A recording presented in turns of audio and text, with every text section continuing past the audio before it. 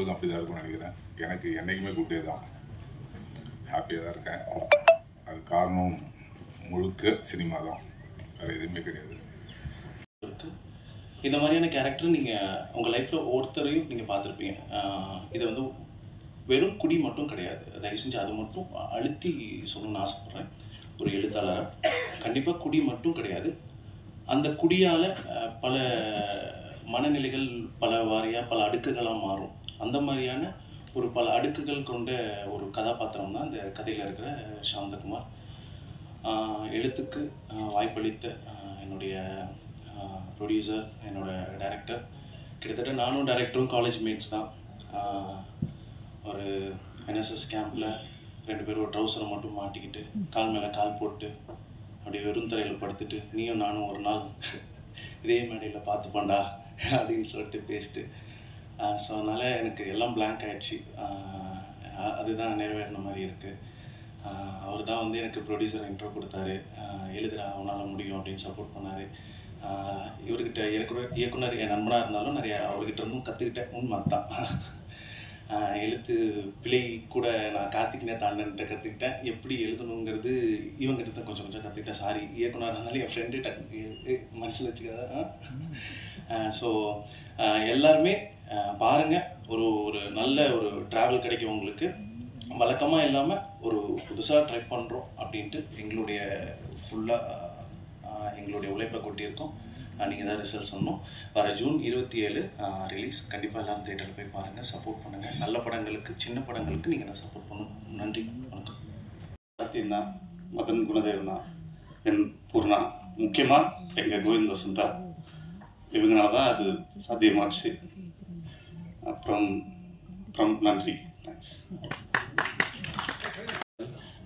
நான் படம் பார்த்துட்டேன். நான் சொல்லணும்னு நினச்சதை கார்த்திக் நேத்தா ரொம்ப அருமையாக சொல்லிட்டார். அது இந்த படம் வந்து போதையை க்ளோரிஃபை பண்ணுற படம் கிடையாது. ஏன்னா அந்த போதையில் இருக்கிறவனோட பெயின், அவனை சார்ந்தும் அவன் கூட இருக்கிறவங்களை அனுபவிக்கிற பெயின், அதை சொல்கிற படம் இது. எனக்கு வந்து இந்த இட்ஸ் அ ஒண்டர்ஃபுல் லைஃப்னு ஒரு படம் இருக்குது, ஃப்ராங்க் காப்ராவோட படம். ஒரு நாளில் நடக்கிற கதை. ஒருத்தன் வாழ்க்கையோட ரொம்ப அதோட கீழே வரைக்கும் பார்த்துட்டான், அதுக்கப்புறம் அவனுக்கு வாழறதுக்கான தேவையே இல்லை, அவன் என்னெல்லாம் பண்ணுவான், அப்படி ஒரு சூழல். அந்த மாதிரி ஒரு மூடில் இந்த படம் இருந்தது. ரொம்ப சூப்பராக இருந்தது படம், எனக்கு பார்த்துட்டு ரொம்ப பிடிச்சிது. மற்றபடி இந்த படத்தில் நான் எதுவும் சம்மந்தப்படலை, ஆனால் படம் பார்த்துட்டு ரொம்ப பிடிச்சிட்டு எதானா சொல்லுங்கள் பிருத்திவி, நான் வரேன் அப்படின்னு சொல்லியிருந்தேன்.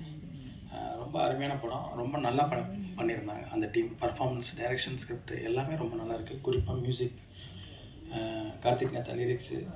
எனக்கு கார்த்திக் நேத்தா சொன்ன மாதிரி இந்த மின்மினியா ராசாத்தி சாங் பார்த்துட்டு இருக்கும் போதே கொஞ்சம் நெகிழ்வாக தான் இருந்தது. அருமையான படம். எப்பயும் நல்ல படங்கள் ஓடுன்ற நம்பிக்கை எனக்கு இருக்குது. இந்த படமும் கண்டிப்பாக ஓடும். தேங்க்ஸ். தான் அந்த காலகட்டங்கள், நான் இப்போது குடியை விட்டு 10 வருடங்களுக்கு மேலே ஆயிடுச்சு. குடித்து கொண்டிருந்த காலகட்டத்தில் இன்றைக்கி நான் யோசித்து பார்த்தா ரொம்ப ஆச்சரியமாக இருந்தது. விஜய் மல்லையாவுடைய ஒரு 4 மணி நேர போட்காஸ்ட்டை பார்த்துட்டு நான் குடிக்காமல் இருக்கேன் இன்றைக்கி. அப்போ எவ்வளோ பெரிய மன உறுதி வந்து நான் அடைஞ்சிருக்கேன் அப்படிங்கிறத நினைக்கும் போது எனக்கு ரொம்ப ஆச்சரியமாக இருக்குது. ஏன்னா ஒரு நாள் வந்து நம்முடைய வேலைகளை தவிர்த்துட்டு, நம்முடைய செயல்களை தவிர்த்துட்டு, நம்ம யூடியூப்லையும் ஊடகங்களையும் பயணம் பண்ணிவிட்டு அன்றைக்கு சாயங்காலம் குடிக்காமல் தூங்க முடியுமான்னு தெரியல. அப்படியான ஒரு சமூகத்தில் தான் நாம் வாழ்ந்துகிட்டு இருக்கோம். ஆனால் அதை தாண்டி ஏன் நான் இதை சொல்கிறேன்னா, நான் கடைசியாக குடித்த நாள் வந்து 2009 பிரபாகரன் இறந்ததாக தொடர்ந்து அந்த செய்தி வந்து கொண்டிருந்த அந்த நாள் தான் நான் கடைசியாக குடித்த நாள். அதுதான் என் வாழ்க்கையில் நான் அதிகமாக குடித்த நாள். அந்த இரவு வந்து அந்த பகலில் ஆரம்பித்து தொடர்ந்து தொலைக்காட்சிகள் அந்த செய்தி வந்துக்கிட்டே இருக்குது. ஒரு 30 வருடங்களுக்கு மேலான ஒரு மாபெரும் கனவு, ஒரு மாபெரும் போராட்டம் நம் கண்முன்னே வீழக்கூடிய, அதை பார்க்கக்கூடிய சக்தி வந்து உங்களைப் போலவே எனக்கும் இல்லை. அந்த நாள் வந்து அருளிலனும் நானும் சேர்ந்து மத்தியானத்துலேருந்து குடிச்சிக்கிட்டே இருக்கோம். அருளில் வந்து குடிச்சிட்டு தமிழகத்தின் அரசியலில், பத்திரிகைகளில், உயர் பொறுப்புகளில் இருக்கிறவங்களுக்கெல்லாம் ஃபோன் போட்டுக்கிட்டே இருக்கான் குடிச்சிட்டு. ஏதாவது வந்து இது உண்மையா, வேறு ஏதாவது நடக்குதா, ஏதாவது நடந்துருமா அப்படிங்கிறதை தெரிந்து கொள்ளக்கூடிய சூழலில் அன்றைக்கு முழுவதும் அன்னைக்கு நாங்கள் குடிச்சிட்டு யார் யாரை சந்தித்தோங்கிறது ஞாபகமே இல்லை. சீமான் அண்ணனை சந்தித்தோம். அப்படி வந்து நிறைய பேரை சந்தித்தோம் அந்த இரவில்.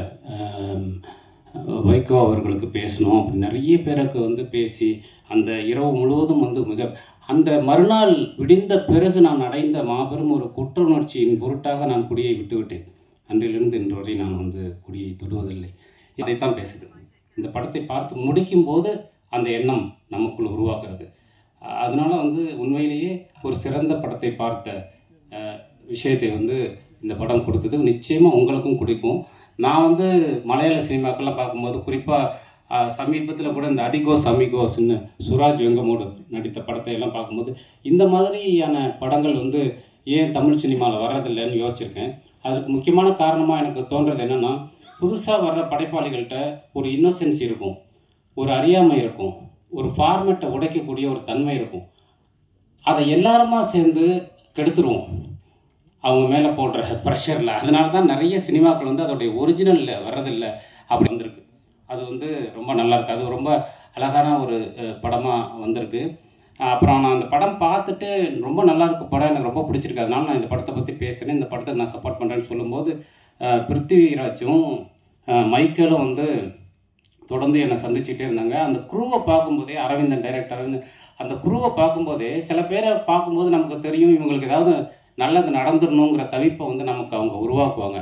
அந்த மாதிரியான ஒரு குரு இவங்க. கிட்டத்தட்ட 2-3 வருடங்களாக பாடுபட்டு இப்படியான ஒரு படத்தை உருவாக்கியிருக்காங்க.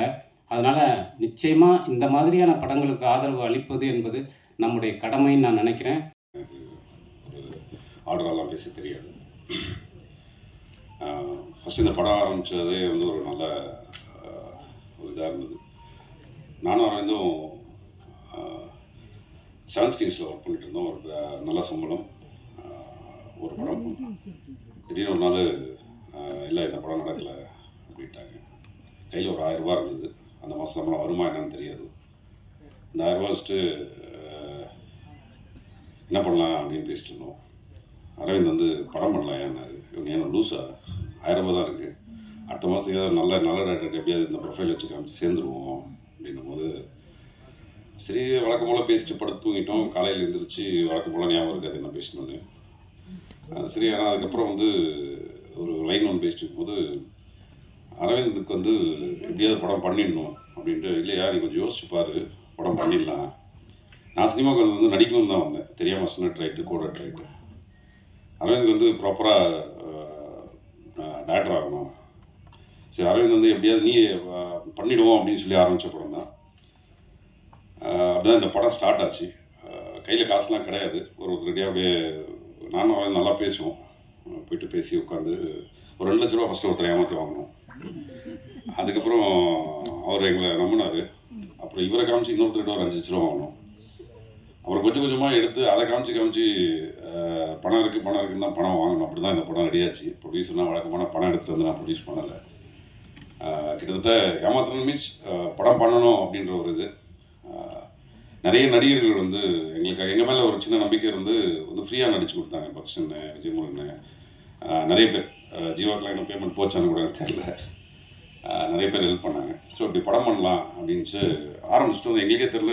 சரி இப்போ ஸ்கிரிப்ட் உட்காந்து ஒரு லைன் பேசி ஸ்கிரிப்ட் பண்ணுவோம் அப்படின்ட்டு போய் உட்காந்து பேச ஆரம்பித்தோம். சரி குடிகாரனை பற்றி என்ன ஸ்கிரிப்ட் ஆச்சு, என்ன பண்ணலாம் அப்படின்னும் போது டக்குன்னு பேப்பர் எடுத்து பெஸ்ட்டு குடிகாரர்கள்லாம் எழுதினேன் யார் யார் இருக்காங்கன்னு. அதில் ஃபஸ்ட்டு வந்து அண்ணன் கார்த்திக் நேத்தா தான் என் நண்பன், அவர் பேர் தான் வந்துச்சு. சரி உடனே ஃபோனை போட்டோம் அங்கேருந்து, இப்படி ஒரு படம் பண்ணோம் அப்படின்ட்டு. அதை சொல்ல மாதிரி தான் அவர் சிலபஸ். அவர் நீங்கள் பார்த்த கார்த்திக் நேத்தா வேறு, நான் பார்த்த கார்த்திக் நேத்தா வேறு. பிரபா வைன் ஷாப்பில் வந்து ஃபஸ்ட் டைம் கார்த்திக் நேத்தா வந்து அவர் எனக்கு ஒரு அப்பப்போ ஒரு அறிவுரைலாம் சொல்லுவார். அவர் அது எது குடிக்கிறோன்னா இந்த உலகத்தை யாராக காப்பாற்றணும், நம்ம தான் காப்பாற்றணும். அதனால் காலையில் ஒரு கட்டிங் போட்டால் தானே அடுத்தடுத்த டேக் ஆஃப் ஆகும் அப்படின்ட்டு. நான் வேறு மாதிரி கார்த்திக் நேத்தாவை பார்த்துருக்கேன். நான் பயந்த கார்த்திக் நேத்தாலாம் இருக்குது. சட்டையை கட்டிட்டு ஹெல்மெட் வந்துட மாட்டு பஸ் ஏறிடுவார். எங்கே போகிறீங்கன்னு கேட்டால் உலகத்தை காப்பாற்றணும், நிறைய ஒர்க் இருக்குது. இப்படி பல சம்பவங்கள் இருக்குது கார்த்திக் நேத்தா. சரி உடனே கார்த்திக் ஃபோன் அடித்தோடனே சரி வழக்கம் போல் பண்ணிவிடுவோம் அப்படின்ட்டு ஒரு 2 மாதம் வாழ்க்கையில் நடந்த எல்லா விஷயங்களும் கிட்டத்தட்ட ஒரு 40-50 மணி நேரம் ஃபுட்டேஜே இருக்குது. அவர் பேசினார், அப்போயே கான்ஃபிடென்ட் ஆகிடுச்சு இந்த படம் கன்ஃபார்ம் ஹிட்டு. ஏன்னா அவ்வளோ விஷயங்கள் அவர் வாழ்க்கையில் பேசி அதை அதுக்கப்புறம் ஃபைன் டியூன் பண்ணி அதை ஒரு ஸ்க்ரீன் பிளே ஆடலை. அதே மாதிரி அரவிந்த் வந்து எப்பவுமே ஒன்று சொல்லுவார், நான் கண்டிப்பாக வந்து படம் பண்ணும் பிருத்வி ஒரு ஆர்ட் படமாக பண்ணிடவே கூடாது, என்னோடய படம் வந்து என்கேஜ் பண்ணணும், என்டர்டெயின் பண்ணணும். ஸோ அதை கரெக்டாக பண்ணியிருக்காரு. நான் ஒரு கமர்ஷியல் டைரக்டராக தான் வந்திருக்கேங்க அப்படின்னு சொல்லிட்டு அதை நான் அப்போ சரி ஏதோ ஒன்று பேசுகிறாப்புல ஓகே அப்படின்ட்டு சரி இந்த படத்தில் நீ நடிச்சு ஃபர்ஸ்ட் ஆஃப் ஆல் அரவிந்த் நான் ஒரு பெரிய தேங்க் பண்ணோம். ஏன்னா ஏதோ ஒரு டேரக்டர்கிட்ட நம்ம கதாநாயகனாக தெரிஞ்சிருக்கோம்ல. ஸோ அதுக்கு வந்து எனக்கு நடிக்கிறதுக்கு ஹீரோ ஆக்குன அரவிந்துக்கு வந்து நான் காலத்துக்கும் வந்து நன்றி கடன்பட்டிருக்கேன். தேங்க்யூ அரவிந்த். சரி இப்போ நம்மளை ஓகே ஹீரோ வந்துட்டார், பணத்தை கொஞ்சம் ரெடி பண்ணிடலாம் அப்படின்ட்டு ரெடி பண்ண ஆரம்பிச்சது தான். ஆனால் அரவிந்த் வந்து திடீர்னு ஒரு நாள் ட்விஸ்ட் வச்சிட்டாரு, பிருத்வி எனக்கு ஒரு நாள் நடிச்சு காமிங்க, நீங்கள் நடிச்சு காமிச்சிங்கன்னா தான் இந்த படத்தில் ஹீரோ, இல்லைன்னா கிடையாதுங்க, அது ஃப்ரெண்ட்ஸாக இருந்தாலும் பரவாயில்ல, OMC கிரவுண்டுக்கு கூப்பிட்டு போயிட்டாப்புல. சரி அதுக்கு முந்தின நாள் நல்லா கவனிச்சிக்கிறார் அரவிந்த், காலைல ஏதாவது சொல்கிற போகிறான் வேணாம் அப்படின்ட்டு அப்புறம் காலைல போய் ஒரு டெஸ்ட் வச்சாப்புல. ரொம்ப நேரம் உட்காந்து யோசிச்சுட்டு நடிச்சிருவோம் போல இருக்கியா, நடிச்சு அப்படின்னு தான் நான் நடிகை. ஸோ நடிகன் ஆக்குனது வந்து அரவிந்த் தான். இப்படி தான் இந்த படம் டேக் ஆஃப் ஆச்சு. இதில் நான் பர்சனலாக வந்து இந்த படம் பல கஷ்டங்கள் தாண்டி வந்துச்சு. நான் நிறைய பேருக்கு தேங்க் பண்ணோம். அதில் ஃபஸ்ட்டு இந்த படம் உருவானதுக்கு மிகப்பெரிய ஒரு காரணம் வந்து டிஐஜி ரவி சார், கோஸ்ட் கார்டோட டிஐஜியாக இருக்கார். அவர் எங்களுக்கு ஒரு மிகப்பெரிய சப்போர்ட். தீபக் ராஜு அவரும் எங்களுக்கு மிகப்பெரிய சப்போர்ட். ஷோ போட்டோம். நாங்கள் ஷோ போட்டவங்களாம் பார்த்தீங்கன்னா எல்லாம் வேறு வேறு வித்தியாச ஆட்கள். பெருசாக ஒருத்தரை ரீச் பண்ண முடியல, எங்களுக்கு தெரியல எப்படி ரீச் பண்ணுறதுன்னு. அப்போது SR பிரபு சாரோட டாக் ஒரு நாள் கவனித்தேன். அவர் ஒருத்தர் பேசிகிட்டு இருந்தார் ஒரு மேடையில், படம் எடுக்கிறது முன்னாடி இது எப்படி வியாபாரத்துக்கு என்னன்றது யோசிச்சிருங்க கொஞ்சம் அப்படிங்கும்போது, சரி இவரை நம்ம பிடிச்சிருவோம் அப்படின்ட்டு நேராக அவர் போய் வழக்கம் போல் சார் ஒரு படம் எடுத்துருக்கணும் போது சரி பார்க்குறேன் அப்படின்னு சொல்லிட்டு குகன் சார் தான் எங்கள் படத்தை ஃபஸ்ட்டு பார்த்துட்டு உடனே ஃபோன் அடித்து அன்றைக்கி தை 1 என்ன படம் நல்லா இருக்கியா அப்படின்னாரு. குகன் சார் ரொம்ப தேங்க்ஸ். எங்கள் படத்தை ஃபஸ்ட்டு சர்டிஃபை பண்ணி அந்த படத்தை அதுக்கப்புறம் SR பிரபு சார் பார்த்தாரு. அவர் அதுக்கப்புறம் டீமில் ட்ரீம் வாரிஸில் எல்லாருக்கும் சொல்லி எல்லாருமே படம் பார்த்தாங்க. அப்படி தான் அந்த படம் கிட்டத்தட்ட நான் அந்த படம் பண்ணுறேன். SR பிரபு சார் இந்த படத்தை பார்த்துட்டு அன்றைக்கி சொன்ன வார்த்தை வந்து இன்றைக்கி போய் நிம்மதியாக தூங்குங்க, ஒரு 10 நாள் தூங்கி இருக்க மாட்டேங்கிற ரொம்ப நாளாக தூங்குங்க, இந்த படம் தேட்டருக்கு வருவோம் அப்படின்னாரு. SR பிரபு சாருக்கு ஒரு தேங்க்ஸ் சொல்லிக்கிறேன். இந்த படம் ரொம்ப சந்தோஷமாக இருக்குது. படம் எல்லாமே தேட்டரில் பாருங்கள், கண்டிப்பாக என்ஜாய் பண்ணுவீங்க. நன்றி, வணக்கம்.